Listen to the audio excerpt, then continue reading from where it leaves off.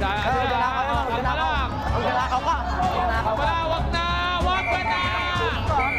Ikaw ba ang kumuha ng tribal daw na t-shirt ni Mark? Oh, sa ganung paraan naibenta ko, totoo naman din Pero ang totoo niyan, ang unang punot...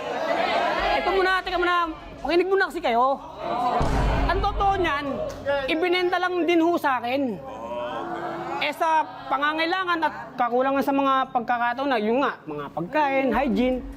Pero kilala mo yun pare, damit ko yun eh. Oo nga, dapat nagtanong ka muna rin sa mga taong kasama mo. Sa sobra kasing kayabangan So, ang mo, lagi kang sinasabi lasing, mo- hindi mo na kilala kung sino yung mga taong kasama mo. Yun na nga, di ba? Ikaw na may kasalanan eh. Ha? Okay, teka lang ha. So, ang sinasabi mo, JR, binenta lang din pala yun sa'yo. yun po ang totoo. Pero alam mo ba kung kanino yung ibinenta sa'yo na yun? Hindi nga po So, kung binenta sa'yo, binenta mo na rin sa iba. Pero, ang sinasabi, ay naniniwala ka ba, Mark, na ibinenta lang yun sa kanya? Hindi po ma'am. Kasi siya lang po nakakapasok dun sa amin ma'am eh. Nakakapasok ka sa bahay nila, totoo. kayo ba'y magkaibigan? Totoo naman po din po yun, ma'am. Kasi ma'am, yung tiwala po napakahirap din po ibigay siya, tiwala naman din po sa akin. Kahit hindi po magpaalam sa kanya, binabalik ko naman po.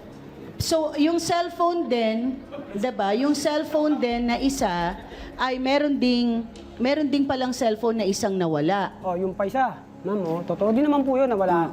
Tapos yung nga, ma'am, sa akin na naman po ibinintang. Ngayon po, nakita niya kaming may kaibigan po akong kasama na magkasama, tapos may hawak po akong cellphone. Sobrang di sama ng loob niya, hindi ko rin po inaatim na gano'n yung sama ng loob niya sa akin at yun nga sa una, sa gawa ng sa t-shirt kinuha niya po, hinablot niya yung cellphone, tapos binasag niya. Hindi mo na siya tanong kung kanino yun. So, parang ang ganti sa'yo, inagaw sa'yo, tinampas.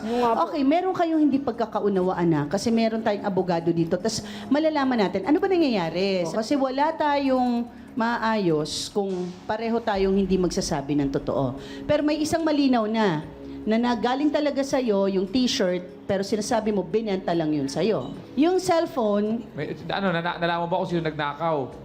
ang pinagdududahan niya, si JR, dahil nung gabi na yon ay si JR lang naman ang nakakalabas-pasok sa bahay nila, diba? So, Wala. No, pero di mo na nalaman kung sino nagkumuha ng cellphone. Mark, Kasi siya lang po kasi nakakapasok sa amin ma'am eh. Mark, relax ka lang. Kasi, alam ko, mga lalaki kayo mahirap mag-relax, no? Sinungaling kasi yan ma'am eh.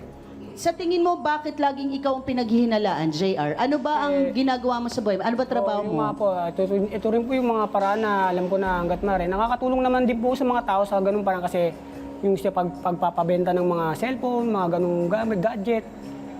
Hindi ko na nga rin po alam sa mga isang pagkakamali, yung mga iba po ay nakaw na. Yun po.